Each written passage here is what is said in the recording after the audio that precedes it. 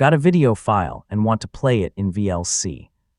In this guide, I'll show you exactly how to open and play videos, control playback, use full screen, manage subtitles and audio tracks, and jump to any part of a video. Let's jump right in. First, open VLC Media Player. Click Media from the top menu, then choose Open File. Browse to the folder containing your video, select the file and click Open. VLC should start playing it immediately. There's also a faster method. Open your File Explorer or Finder, locate the video, and drag it directly into the VLC window. You can also drop it into the playlist area. Yeah, this is probably the quickest option when you're working with files regularly. Once the video is playing, use the controls at the bottom to pause or resume, stop playback, adjust the volume, and move through the timeline.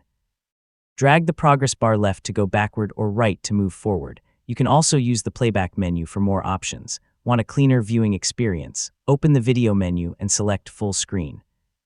Your video will expand to fill the display. To return to the normal VLC window, press Escape or use the full screen controls.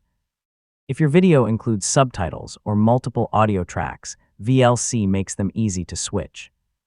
Use the subtitle menu to choose an available subtitle track and use the audio menu to select a different audio track. So if a movie has multiple languages, you can switch between them without reopening the file. Need to jump to a specific moment. Open the playback menu and choose Jump to Specific Time. Enter the hour, minute, and second you want, then select Go. This is really useful when you're watching tutorials, lectures, or long videos. VLC also gives you options to change how the video looks.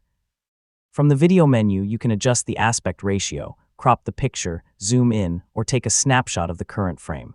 You know, these are handy when the video doesn't fit your screen perfectly. And that's how you play and control videos in VLC. Open your file, use the playback controls, switch subtitles or audio when needed, and use full screen for a better viewing experience. So once you know these basics, VLC is incredibly simple to use.